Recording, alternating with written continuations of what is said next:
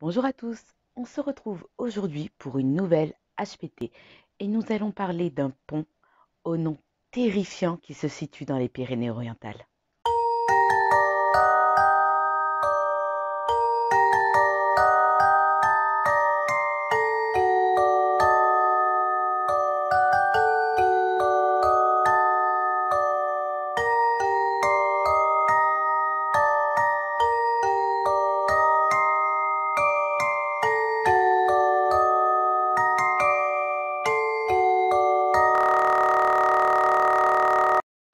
Aujourd'hui, nous nous rendons à Céret, commune d'environ 8000 habitants dans les Pyrénées-Orientales. Et bien qu'habituellement appelé le pont de Céret, tout au long de son histoire, le nom du pont du diable est mentionné par divers auteurs du XVIIIe et XIXe siècle, tels que celui-ci. Alors le mieux, pour ne pas faire d'erreur, c'est que je vous le lise. L'on passe le Tech à Céret sur un pont d'une seule arche de pierre, qui est la plus large, la plus haute et la plus hardie qu'il y ait peut-être en France. Quand on est au milieu, il est difficile de regarder en bas sans frémir. Il est pavé et les voitures passent par-dessus. On dit dans le pays que c'est le diable qui l'a fait. On trouve au bout une chapelle où en temps de guerre, il y a toujours un corps de garde. Alors c'est un texte de Jean-Aimar Pigagnol de la Force dans le titre Sa nouvelle description de la France qui fut écrit en 1722. Et ça, ce n'est qu'un parmi tant d'autres. À l'entrée de Céret, un vieux pont enjambe le Tech. Il fut construit sous le règne des rois de Majorque. Son unique arche de 45 mètres est une véritable prouesse architecturale pour l'époque et forcément, ça intrigue.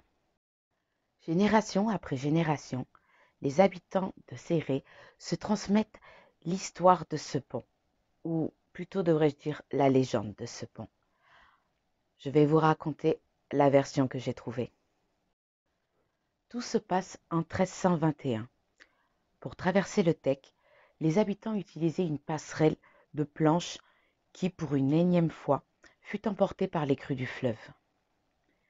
Exaspérés, les Céretans décident d'édifier un solide pont de pierre. Ils font appel aux plus éminents architectes de l'époque pour qu'ils se penchent sur la faisabilité de ce projet. Mais tous déclarèrent que le projet était irréalisable. Mais un jeune architecte, plutôt présomptueux et surtout attiré par le gain offert pour cette construction du nom de Guillat, s'engage à construire le pont en 1 an. À peine les pieds du pont réalisés, un gros orage grossit les eaux du Tech pour emporter tout sur son passage. La population furieuse se rue sur Guillat pour le lapider. La seule façon de sauver sa vie, reconstruire, et il s'y engagea.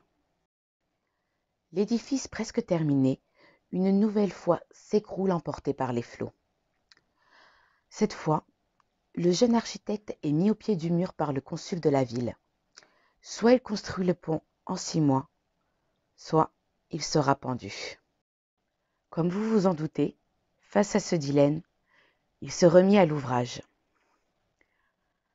La veille de l'échéance, la reconstruction est presque terminée, quand encore une fois, un violent orage éclate et le fleuve en crue débordant emporte à nouveau le pont sur son passage. Terrifié par la sentence qui l'attend, il prend la fuite sans se retourner en direction du Canigou. Sur le chemin, au col de la Cisère, il rencontre un mystérieux et étrange personnage qui l'interpelle. « Hola, bonne année, où te rends-tu si pressé ?»« Que diable! Ôte-toi de mon chemin, cutéreux !» s'exclame l'architecte. « Sois moins arrogant. Je te connais et sais tes déboires. Je peux t'aider, » rassure l'inconnu d'un ton mielleux. « Fichtre! Et toi, qui es-tu » questionne l'architecte. « Quelle importance!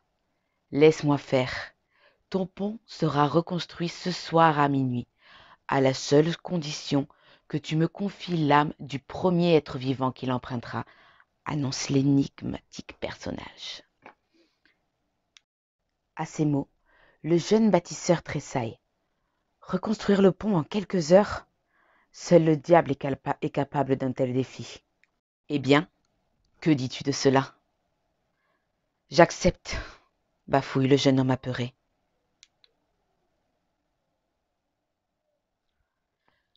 Dans les volutes de fumée marquées par une odeur âcre de soufre, l'étrange personnage disparaît. Si ce n'est pas le diable, songe l'architecte. Guillard retourne chez lui. Il réfléchit à un stratagème pour berner le diable. Aux aguets, il épie le diable s'affairer avec habileté et dextérité à la reconstruction de l'arche. La cloche de l'église Saint-Pierre finit par sonner les 12 coups de minuit. Et comme promis, le pont est achevé. Guilla quitte sa cachette, attrape son sac pour en sortir un gros chat noir, lui attache une casserole à la queue et hop, il traverse tranquillement le pont. Alors, dans le récit que j'avais trouvé, l'histoire s'arrêtait comme ça. Mais j'étais beaucoup trop restée sur ma faim. Alors, forcément, j'ai cherché. Je n'ai pas inventé comment l'histoire se terminait, bien que j'aurais pu faire une très bonne fin. Mais ce n'est pas mon histoire, mais la légende de ce pont. Alors, j'ai continué à chercher et voilà ce que j'ai trouvé. Le diable, furieux de s'être fait berner, disparaît dans un nuage de fumée, laissant le pont inachevé, d'où la tête que je faisais tout à l'heure. Une seule pierre manque. Et dans ce passage que j'ai trouvé, on ne parle plus seulement du jeune architecte, mais carrément des habitants. Et on nous dit que les habitants décident de la fixer eux-mêmes, mais rien à faire, elle tombe à chaque fois. La pierre ne veut pas tenir? Tant pis, le pont tiendra quand même. Et encore aujourd'hui, malgré la pierre manquante, le pont du diable est toujours là. Mais malgré tout ça, c'était pas encore suffisant pour moi. Je veux dire, je peux pas me résoudre à me dire que le diable n'a pas cherché à se venger. Juste une pierre qui manque, je l'aurais cru un peu plus vicieux que ça. D'autant que le pont est toujours là. Alors, j'ai continué à faire quelques recherches pour savoir s'il n'y avait pas eu des tragédies, des accidents, malheureusement aussi des suicides liés à ce pont. Et effectivement, il y en a eu. Accident de voiture, suicide. Mais est-ce vraiment lié? Y a-t-il plus d'accidents que sur un autre pont? Ça, je ne sais pas. Je n'ai pas réussi à faire un bilan de toutes les tragédies qui se sont passées sur ce pont. Toutes ne sont pas référées. Et puis, c'est quand même délicat d'en parler. Alors, mon histoire s'arrête là. C'était l'histoire du pont du diable de Céré. Je vous invite à faire vos propres recherches, à vous faire votre propre opinion. N'hésitez pas à me dire en commentaire ce que vous pensez. Lié, pas lié, malédiction ou pas. En tout cas, c'est ici que cet HPT se termine.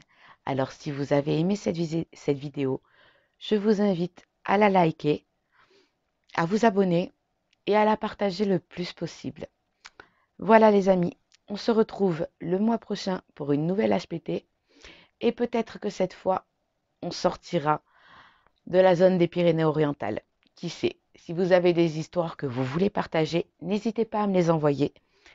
En attendant, il ne me reste qu'à vous souhaiter un très bon dimanche, une très bonne semaine et forcément, on se retrouve, si tout va bien, dimanche prochain pour une nouvelle vidéo.